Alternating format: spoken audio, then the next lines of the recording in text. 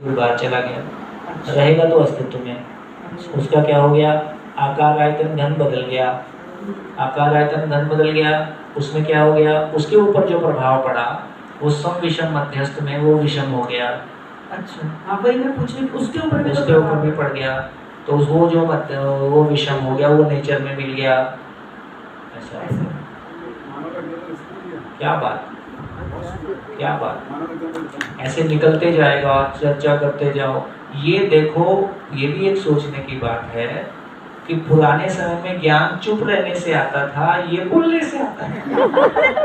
अब आपको बोलना ही है तो भाई चुगली चुगली करने की बजाय इस पर चर्चा करते, इतना ही तो काम।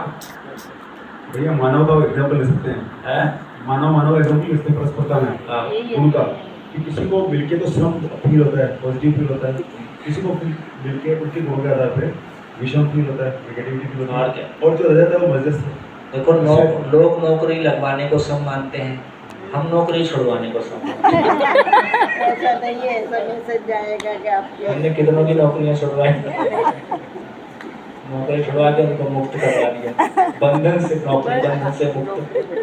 नौकर होना एक बंधन है ना भाई, गुलामी बहुत बड़ा बंधन है, उसको पता नहीं था, स्वतंत्रता दिखते ही वो मुक्त हो गया।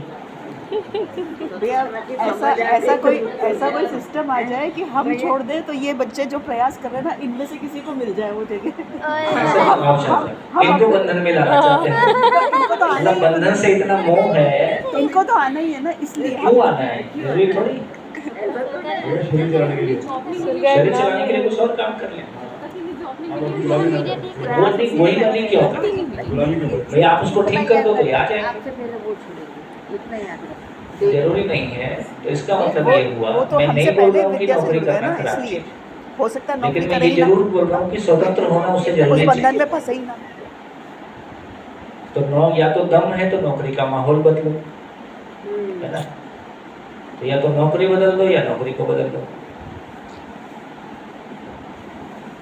या तो आदमी बदल दो या आदमी को बदल दो।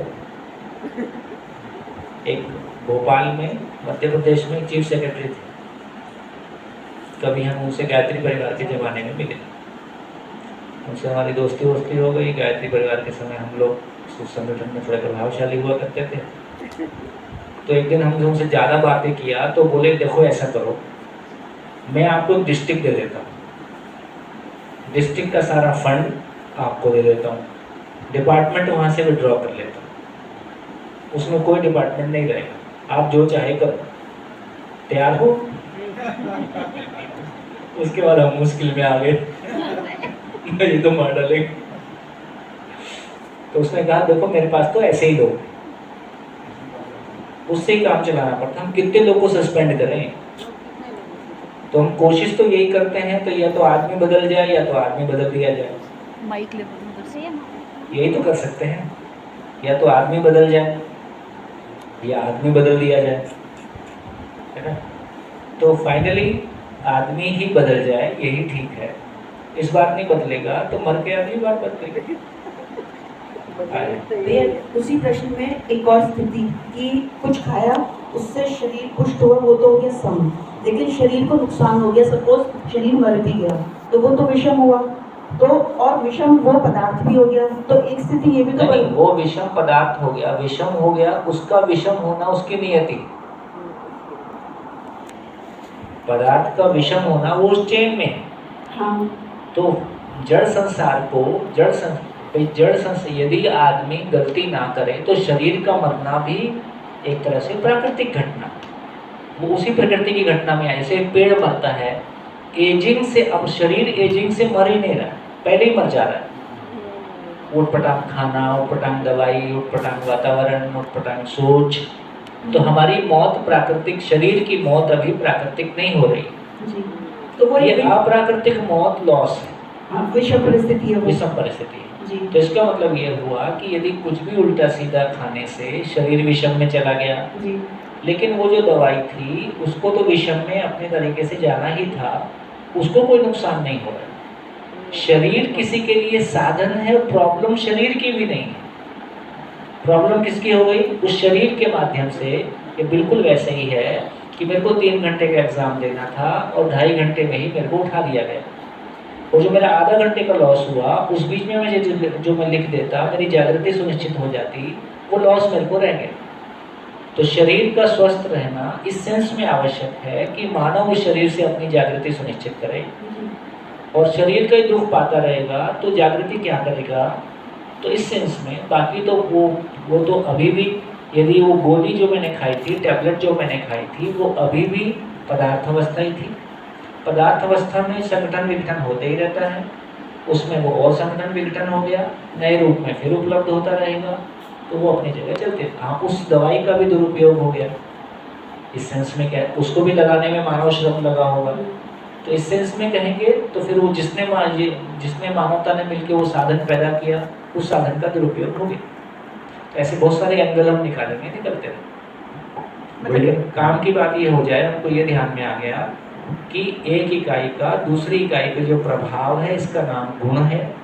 और गुण किस बात के लिए है, उसकी उपयोगिता वो अपने स्वभाव में आ जाए, इस अर्थ में हम ये जो समझने समझाने का काम कर रहे, क्या कर रहे, तो हम बेसिकली ये जो प्रभाव आपके ऊपर पड़े, ये सम है।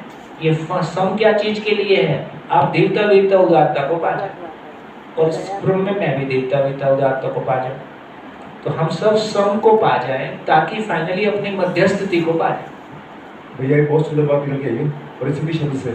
गुण वो है जो सम परिस्थिति, विषम परिस्थिति या मध्यस्थ परिस्थिति पैदा करेगा ही। हाँ।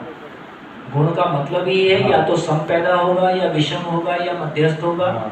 परिस्थिति करती हुई आ जाएगा। जैसे जंगल लगा है, मानव ने जंगल में आग लगा दी, अब क्या हो गया,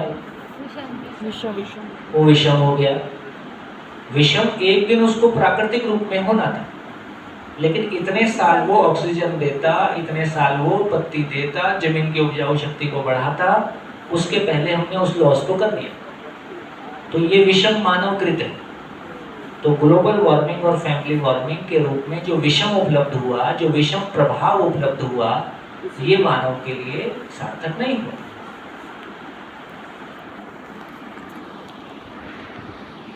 बढ़िया, अखिलेश भाई। हाँ जी, बाकी भाई बहनों ठीक चल रहा है, गुण हो गया। हाँ, एक मिनट। तो यहाँ विषम हम पर्टिकुलर इकाई के रूप में देख रहे हैं ना, उस इकाई को बनाने में जो चीजें आ रही है वो है ना सम हो गई, उस पर्टिकुलर इकाई को उससे नीचे आने में जो चीजें आ रही है वो विषम हो गई। परंतु एक ही चीज दूसरी के लिए विषम भी हो सकती है, सम भी हो सकती है। हाँ, जैसे हाँ, जैसे कि क्या नाम है, अगर हम प्लांट की बात करें तो प्लांट हमें क्या नाम है वो डिस्ट्रॉय, अगर प्लांट को माइक्रोब्स जो है डिस्ट्रॉय कर रहे हैं, परंतु वो भूमि की जो क्या नाम है प्रोडक्ट उर्वरकता शक्ति बढ़ाने के लिए वो एक सम का काम कर रहे हैं। तो बेसिकली वो प्लांट को डिस्ट्रॉय नहीं कर रहे हैं, तो उनका डिस्ट्रॉय करना उस चेन का पार्ट है। तो उस कंडीशन में सॉइल के लिए वो अच्छा, सम हो इसलिए मानव के अलावा तीनों अवस्थाओं में सम विषम मध्यस्थ तीनों ही व्यवस्था के अर्थ में है, चलते रहेंगे, उस व्यवस्था को बने रहने के अर्थ में है। उनके कहने में भैया वो एग्जाम्पल कार्बन डाइऑक्साइड का, कार्बन डाइऑक्साइड प्लांट्स के लिए पोषक है, हमारे लिए नहीं है। इसका मतलब दोनों के लिए व्यवस्था के अर्थ में है, दोनों की व्यवस्था है। ऐसे व्यवस्था लगाओगे तो सेट हो जाएगा। सेट हो जाए, हाँ। परंतु एक के लिए वो सम होगा, हाँ, विषम होगी लेकिन व्यवस्था के अर्थ में।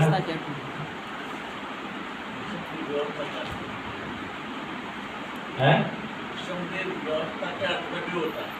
विषम मानव के अलावा बाकी सब विषम व्यवस्था के अर्थ नहीं है। मानव में ही, जीवन में ही विषम होता ही नहीं है। दुख नाम की चीज जीवन में है नहीं, अस्तित्व में है नहीं। हाँ, तो बेसिकली दुख नाम की चीज, भय नाम की चीज, असुरक्षा नाम की चीज जीवन में है नहीं। जीवन अमर है, उधर भी विषम नहीं है। तो जीवन में होने के रूप में भी विषम नहीं है, रहने के रूप में भी विषम नहीं है। जीवन में सारा विषम भ्रम के कारण है।